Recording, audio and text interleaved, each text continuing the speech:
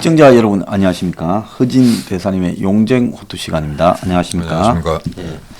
오늘은 그 2021년 이제 전체적으로 국제적인 정세를 좀 해고하고 또 내년의 전망을 좀 이렇게 해보는 시간을 가지도록 하겠습니다. 먼저 그 지금 올해 세계에서 가장 핵심적인 그 컨셉이 미중 관계가 이제 어떻게 가느냐 하는 부분인데요.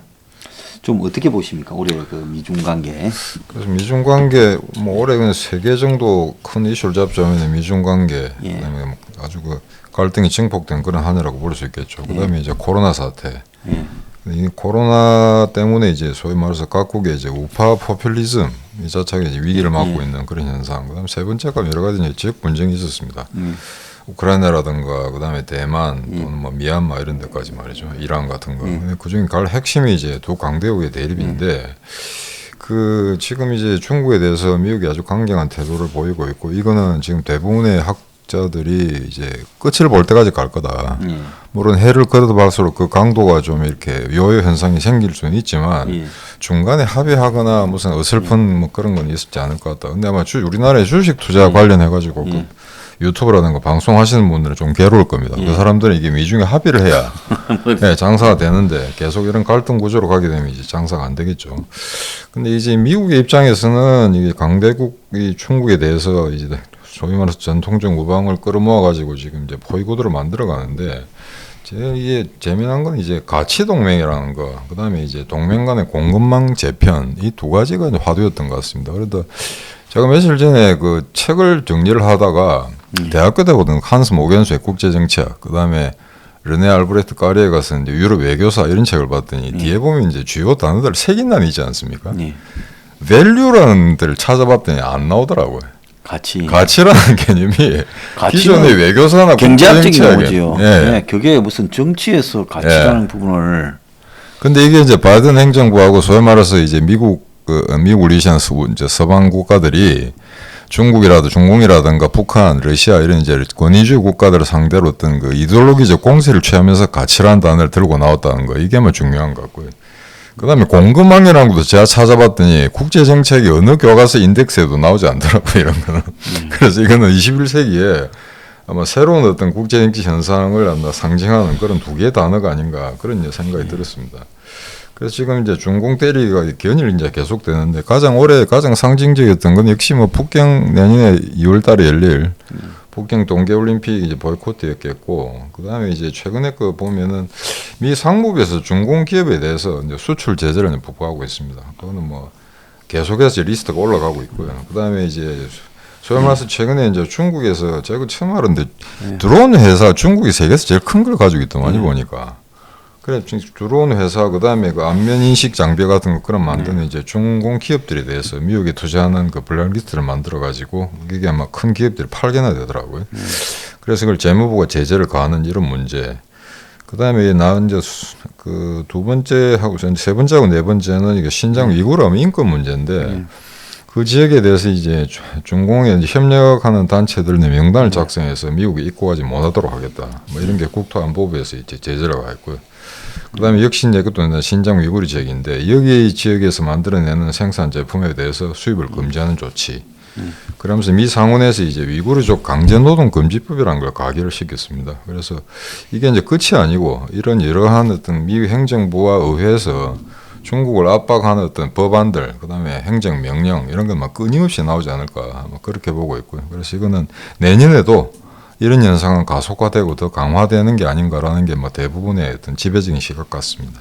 근데 이게 이제 신장 위구르라고 하니까 이제 중국에 좀 정통한 사람들한테는 이것이 신장 위구르가 어떻게 중국에 의해서 탄압받고 있는가 역사 문화적인 또 내막이나 이런 것들이 나오지만은 사실 그러지 않은 사람한테는 홍콩이나 대만에서 벌어지고 있는 중국의 침략적 행태가 더 다가오고 신장 위구르라는 부분이 조금 이게 어떻게 보면 그냥 서양이 중국이라는 걸 이렇게 대할 때 이제 서양적 기준으로 바라보는 가치로 이야기하는 거냐 하는 것처럼 보이거든요. 왜냐하면 피해 당사자들이 거의 지금 대외적인 조직을 가지고 활발하게 자기들이 이렇게 당하고 있다는 걸 알리지를 못하는 그런 상황이지 않습니까? 그러니까 미국이 이거를 갖다가 그 신장 위구르의 뭐 망명 단체도 있을 것이고 한데 그런 걸 적극적으로 좀 해야 되는데 그 단체로도 개개인이 이렇게 나와서 인터뷰한 거는 몇 개 있더라고요. 그래서 이런 뭐 상당히 박해를 받고 있다. 그래서 뭐 나치의 어떤 유태인 박해에 비교할 수는 없지만 이제 그 제노사이드 뭐 이런 말을 갖다 자주 쓰기 때문에 그다음에 그 아동 학대, 그다음에 뭐 성폭행 이런 거는 말을 할 수가 없는데 지금 홍콩 대만은 이게 뭐라 그럴까 한국 사람들이 얼마 전까지 가볼 수 있는 곳이었지 않습니까? 그러니까 기억이 나고 뭔가 피부에 와닿았는데 신장 위구르하면 사실은 저도 안 가봤거든요 그런 지역. 그러니까 여기에서 어떤 그런 어떤 대참사가 일어나고 있다고 해서 세계인들이 아마 그 다른 지역에서 어떤 분쟁 또는 어떤 그 인간에 대한 박해 그런 걸 느끼는 감정 좀 다르지 않을까 그렇게 생각됩니다. 근데 이건 아마 좋은 꼬투리를 미국이 잡은 것 같습니다. 해가지고. 근데 이제 문제는 이제 두 나라의 경제인데 코로나 때문에 두 나라가 이제 가장 큰 타격을 받은 것 같고. 근데 재밌는 건 지금 그 대응 방식이 다르더라고요. 미국은 어차피 인플레 때문에 경향적으로 이제 그 이자율을 올릴 수밖에 없다라는 게 뭐 분명한데 중국은 이제 금리 인하 쪽으로 가고 있더라고요. 근데 그래 되면은 결국 그 장기적으로 봤을 때는 중국에 간 돈이 미국으로 빠질 가능성이 많은데 그럼에도 불구하고 금리 인하 해가지고 계속 하겠다는 결국 경기 진작을 위한 게 아닌가. 내수 시장 지금까지 이제 수출만 의존하고 있다가 내수 진작하기 위해서 이런 게 불가피하다고 하는데 중국 정부 자체적으로는 이미 올 상반기에 상당한 긴축을 했다. 그래서 큰 부작용은 없을 것이다라고 하는데 지금 중국은 좀 문제가 많죠. 크게 하면 세 가지로 나온다면은 그 수학님 지난번에 그 독립적인 쇼트라 가지고 말씀을 하셨습니다만 흥다 사태 이게 결국에는 그냥 우야무야 넘어가는 게 아니고 아주 근원적으로 이제 그 연쇄 도산하는 그런 아마 큰 계기가 될 거라는 것 지금 그런 위기가 닥친 것 같습니다. 그다음에 수출 대신에 내수를 진작시키려고 하는데 사실은 이게 좀 엇박자근하죠. 왜냐하면은 저렇게 지금 세금을 때리고 공동 부유라는 정책적 캐치프레이즈를 내걸게 된다면은 중산층 이상의 사람들의 소비가 굉장히 위축되는 그런 현상은 아마 불가피할 겁니다. 왜냐하면 경제 현상이라는 게 사실은 도덕률하고는 관계없이 놀거든요. 그래서 그게 아마 두 번째 문제일 것 같고 그다음에 세 번째는 이제 식량 문제인데 물론 냉전 시기에 러시아도 사실은 미국의 그 식량 수입이 없었으면 견디기 힘든 그런 나라였는데 14억이나 된 인구를 가진 그 나라가 식량을 자급자족 못한다는 게 조금 와하더라고요. 근데 이게 뭐 대도라든가 워낙 큰 콩 같은 게 워낙 소비량이 많다고 하니까 그런데 이 미국, 중국이 여러 가지 희토류라든가 뭐 천연자원이 무진장함에도 불구하고 이런 식량 같은 걸 아직 자급자족 힘들다는 것도 조금 의아한데 아세안 쪽을 통해서 아마 다량의 식량을 아마 수입하는 걸로 그렇게 아마 지금 프로젝트를 꾸미고 있는 것 같습니다. 지금 이 문제와 관련해서 이야기가 나오는 게 중국에서 시진핑 시대에 대해서 이제 염증이 좀 시작되고 있고 뭐 덩소평 시대를 그리워한다 이제 그런 이야기. 또 한편으로는 중국이 5% 지금 성장으로 목표치를 낮추고 있지만 그것도 좀 되기가 어렵지 않겠냐. 그래서 요 근래 우리가 지금 목격하는 시대에 저런 중국을 본 적이 있는가라고 봤을 때는 아마 나이가 아주 드신 분 말고는 지금 저런 중국을 보지 못했죠. 왜냐하면 80대 초반부터 이제 덩소평이가 개방으로 가는 그런 시대를 봤기 때문에 그건 40년을 중국이 지금 저렇게 해왔는데 40년 동안 보지 못한 중국 정부의 형태가 지금 나타나고 있는데 그래서 저런 것들이 중국이 일종의 이 붕괴될 때는 항상 보면 정치적인 리더십 자체가 현실에 굉장히 괴리되어 좀 자기 아집에 빠져 있을 때 붕괴가 되기 쉬운데 중국이 지금 여러 가지로 정치적 리더십 자체가 무너지면서 자기 현실을 제대로 이렇게 파악 못하고 있는 거 아니냐. 좀 그런 생각이 좀 들어요. 최근에 뭐 그런 반발이 좀 나오고 있는 것 같습니다. 물론 이제 이 공산 독재 국가이기 때문에 조직적이지는 못합니다만 일부 이제 소위 말해서 그 옛날에 당 간부를 했던 사람들이 뭐 공동 분이 다 좋은데 지금까지 어떤 지난 40년 동안 성장 일로를 걸어온 중국 경제를 지금 현재 조금 이렇게 위기 상황을 관리해 나가겠다는 이해는 되는데 굳이 미국과 각을 세우면서 이렇게 온 사방에 적을 만들 필요가 있느냐? 이런 걸 아마 따끔하게 이야기하는 과거 이제 노령의 지도자들이 인터뷰를 하는 걸 간간히 나오고 있습니다. 그래서 최근에 그런 언론의 어떤 해프닝들도 좀 있었고요. 그래서 일단은 뭐 지금 미중 대립이 내년에도 계속 이어질 거다라는 건 분명한 사실이고 뭐 일반 교과서적으로 말해서 저렇게 이제 폐쇄적으로 나간다고 하는 거는 뭔가 안에 그 관리 시스템상의 문제가 있다고 자기들이 느끼는 거죠. 그 다음에 사실은 어찌 보면 중국이 역사적으로 최초의 실험을 한다고 봐야 될 것 같거든요. 그러니까 사회주의 경제 체제를 가지고 있다가 그런 생산 양식을 가지고 있다가 혁명이 없이 이제 시장 경제를 받아들여서 고도의 경제 성장을 이루어가겠다. 그런데 그럼에도 불구하고 정치 구조는 계속 권위주의적인 독재 정권을 유지하면서 가겠다는 건데 역사적으로 소득 만불이 넘어가게 되면 전 세계 어디에서나 다 민주화 바람이 불었습니다. 한국도 마찬가지고. 근데 중국은 그걸 지금 억누르는 거기 때문에 과연 그 아직 유치한 수준입니다만 중국 내에 자리 잡고 있는 어떤 개인주의 또는 어떤 시민사회의 맹화 이런 게 그대로 완전히 썩어서 문드러질 건지 아니면은 이걸 극복하고 이 시민사회 활성화된 이게 아마 중국의 권위주의 체제를 무너뜨릴 것인지 그건 수십 년 후가 될지 모르겠습니다만 그 결과에 따라서 중국 인종에 대한 세계 평가가 달라지지 않을까 싶습니다. 중국이 과거에 저 왕조 시대 때도 보면 네. 이 항저우 같은 데가 세계에서 이 무역이나 상업이 어마어마한 도시였다 제일 그러더라고요. 이 발달한 도시였다. 네. 그래서 중국이 정권이 막 교체되고 하는데 뭐 이 왕조가 교체될 때도 한쪽에서는 뭐 장사는 장사대로 하고 살은 나라기는 하지만 그때 중국의 구조에서 왕조가 교체되는 시기하고 지금 중국의 이 자본주의적인 그 이 경제 시스템의 위에 껍데기에 올라 있는 공산 왕조 뭐 이러라고 보면 그때 이 중국의 그 과거에 뭐 500년, 1000년 전에 중국의 상업 규모하고 지금 중국의 경제 규모와 공산 그 왕조의 그 이 컨트롤 이 부분은 비교가 될 수 없을 정도로 커지지 않았겠습니까? 그렇죠. 규모는 뭐 저게 그러니까 비교가 안 되는 정도의 규모가 계속 유지가 될 수 있겠느냐라는 부분에서 제가 봤을 때 그 뭐 거의 불가능한 일이다 이래 보고 있습니다. 그래서 미국은 지금 속내는 뭐 굳이 자기들 스스로 밝히지 않겠습니다만 결국 중국 러시아가 망할 때처럼 구소련 체제가 망할 때처럼 그런 식으로 지금 끌고 가려는 게 아닌가. 그런데 그래 될 경우에 이 길 갖다가 러시아처럼 무너지지 않으려면은 중국이 과거에 했던 그 체제가 갖고 있던 그 속성을 갖다가 극복을 하고 자기들의 이제 단점을 최소화하고 이 사회 자체를 바꿔가야 되는데 지금 기껏해 대안으로 만든 게 과거의 문혁대 모택동식으로 되돌아가겠다는 것밖에 안 되거든요. 그걸 자기들 말로는 무슨 역사 계린이 이딴 식의 이제 화려한 이제 단어로 채색을 하고 있습니다만 그래서 단정적으로 몇십 년 후다 언제다라고 이야기할 수는 없겠습니다만 중국이 이런 식의 행태를 보인다면 결국 구소련과 같은 행보를 걷지 않을까.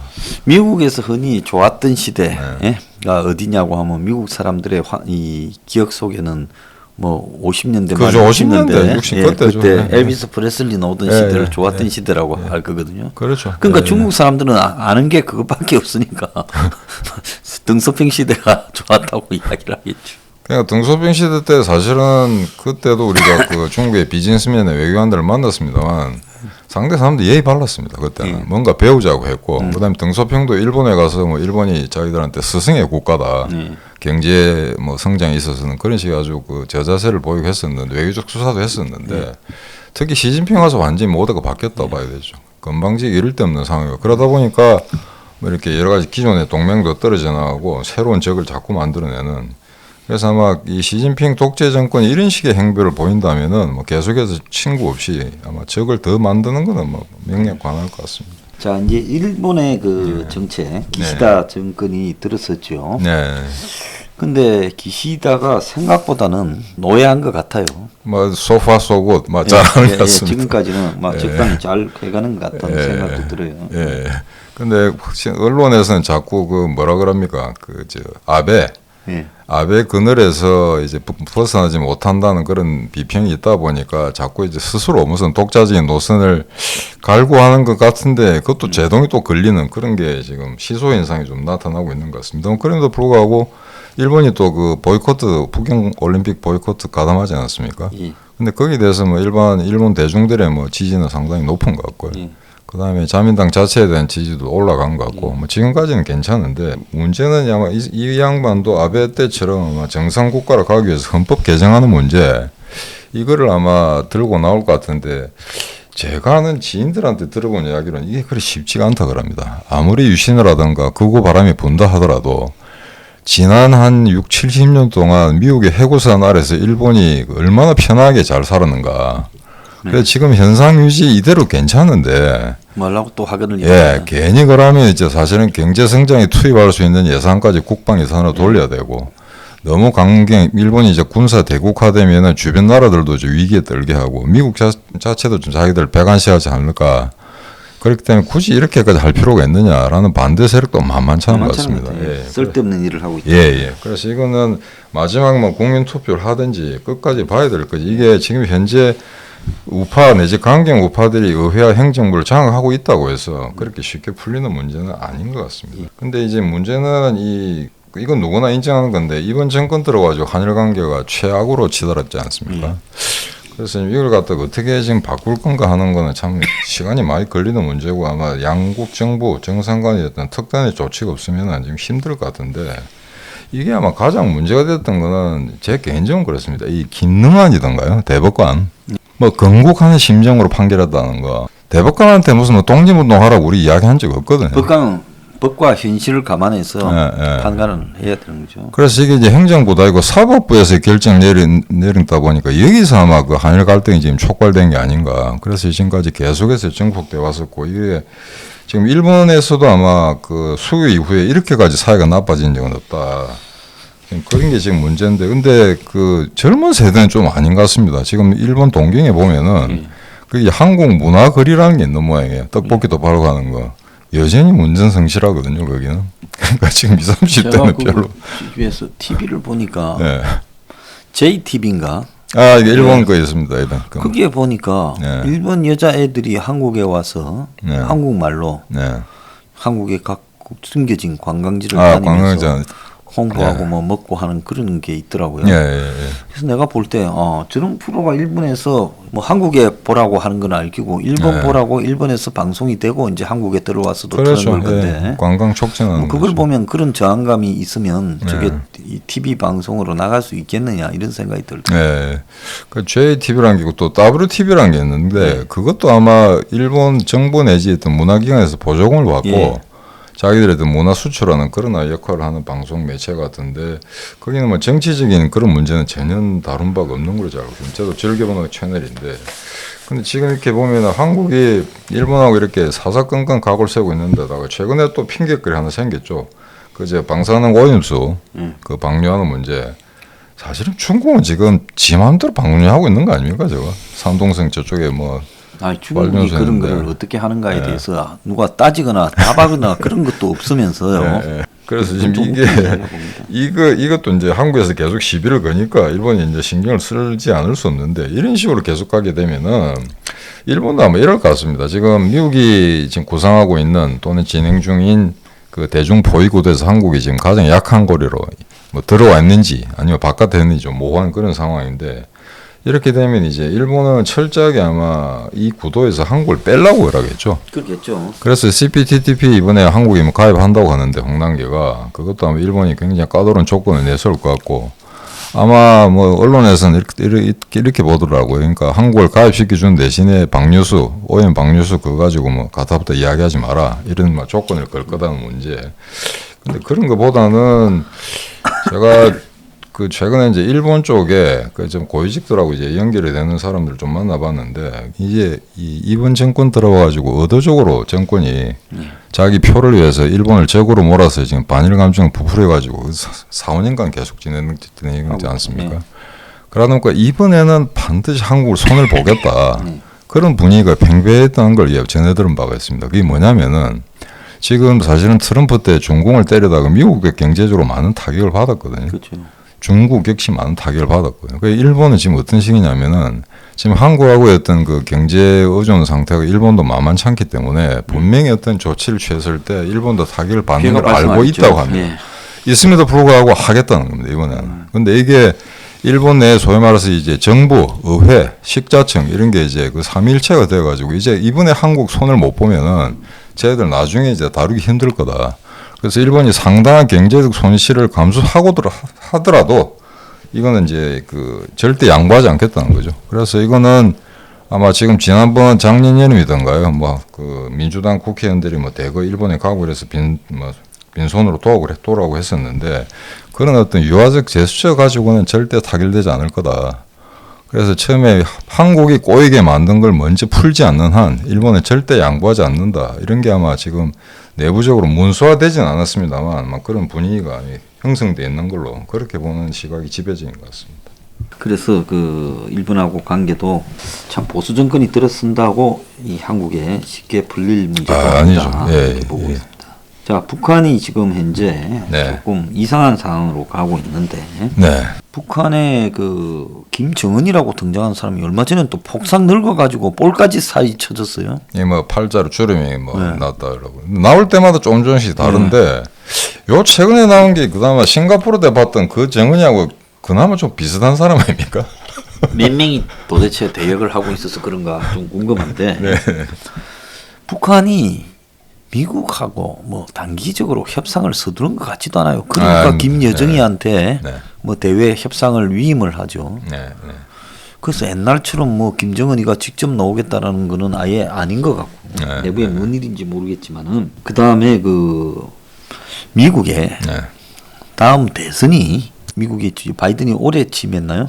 올해 침했죠. 그렇죠. 예, 네, 그러니까 이제 이 4년 뒤에 있는데 내년이 중간 선거고요. 바이든이 지금 이 지지가 트럼프보다 더 빠른 속도로 몰락해 가고 있지 않습니까? 그렇죠. 예.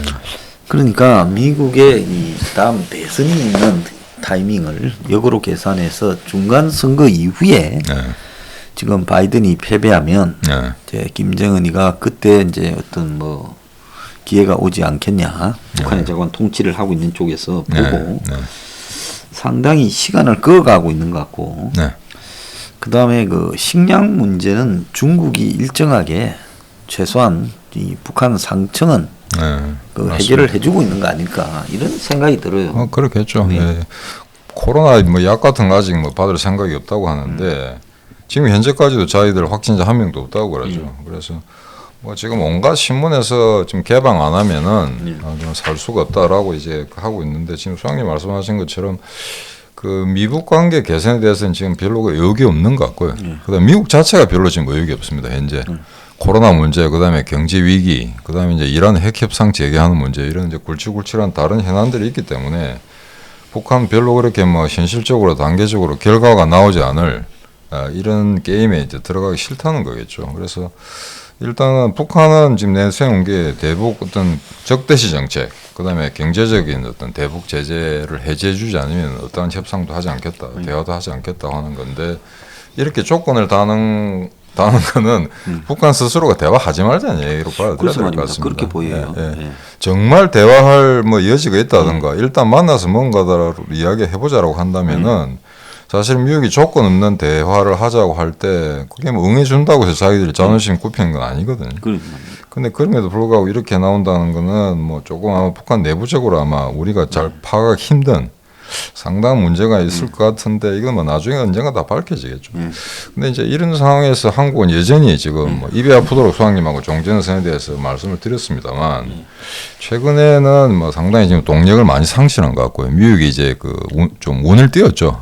올해는 힘들다. 그다음에 좀 길게 잡으면 내년 아마 너그 나라 대선 전까지 그 쓸데없는 어떤 그 모멘텀을 갖다 발견하기는 힘들 거다라고 여러 가지 메시지, 요를 통해서 여러 가지 메시지를 전달하고 있죠.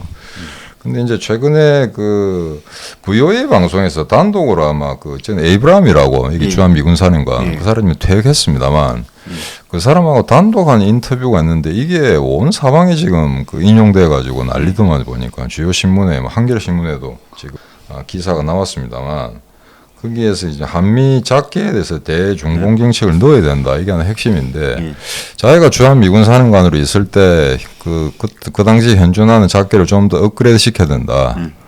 개선해야 된다고 했는데 한국 측에서 받아들이지 않았다. 이걸 이제 폭로했었지 않습니까? 네. 그래서 그 이후에 자세히는 모르겠습니다만 미 국방성은 계속 이제 압력을 넣어서 SCM에서 이번에 이제 새로운 작계를 발표를 했습니다만, 근데 이게 다른 신문은 뭐 되게 뭐 보수 언론에서는 뭐 고만고만하게 그냥 객관적으로 다뤘습니다. 한겨레 같은 경우에 제목을 어떻게 달았냐고 보니까 오늘 아침 신문인데 동맹의 의지를 뭐 훼손시키는 그런 표현이라고 했더라고요. 근데 동맹을 훼손시킨 건 한겨레 뭐 내일 신문 이런 거 아닙니까? 오마이뉴스니. 근데 저거가 무슨 이 에이브라함 장군이 동맹의 정신을 훼손시켰다고 하는데 이런 어불성설한 거를 한겨레 신문이 쓴다는 게 좀 의아해하고요. 아마 뭐 기분 나쁘다는 이야기겠죠. 근데 이 사람은 이제 퇴역한 장군이기 때문에 큰 영향력은 없습니다만, 근데 그럼에도 불구하고 아마 작게 대중공 정책 이건 아마 쉽지 않을 겁니다만 한국에서 끝까지 반대할 거기 때문에 이게 가능하냐 가능하지 않느냐 하는 것도 결국 내년 대선의 결과에 따라서 결정되지 않을까 뭐 그렇게 봐야 될 것 같습니다. 근데 저는 옛날에 박근혜 정권을 보면 네. 정권 초창기부터 그 중국하고의 이 무역적인 문제로 이 경제적 문제로 얽혀 있는 네. 기업들의 로비로 네. 진중 쪽으로 기울어 갔거든요. 네.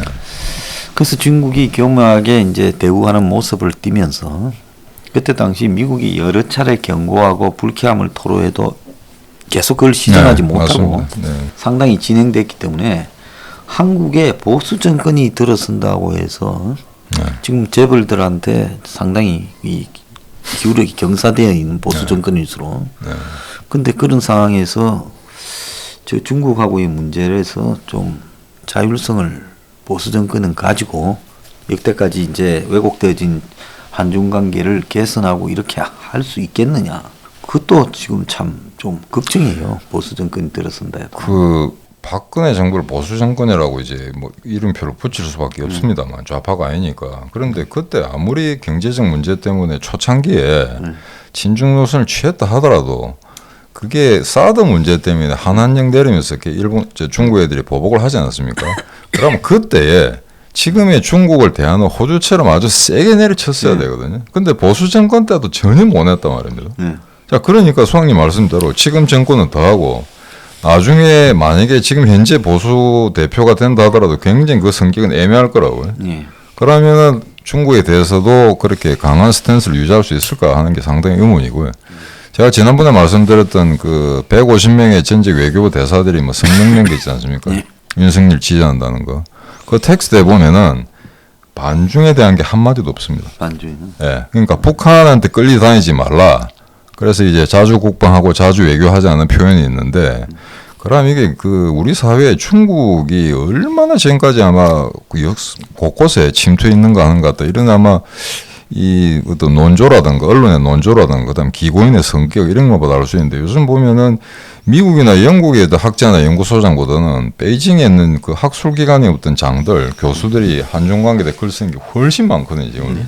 이것만 봐도 지금 중국의 침투, 어떤 문화적 침투라는 게 얼마나 심각한지를 단적으로 알 수 있는 것 같습니다. 그래서 지금 다음 정권에 막 그나마 한가닥 희망을 건다면은 이제 그 소위 말해서 한미 동맹을 강화하고 구방국들의 관계를 갖다 새로 개선하면서 중국과 어느 정도 거리를 유지하는 이런 새로운 현실주의적인 외교 정책이 나와야 되는데 지금 현재 대선 구도로 봐서는 누가 잡아도 시원찮을 것 같거든요. 그래서 이거는 사실은 한국의 어떤 정체성 문제, 그다음에 미국이나 서방이 계속해서 이제 반중 구도로 이제 그 꾸려가고 있는데 한국은 그냥 외톨이 시험 남아서 이걸 어떻게 할 거냐.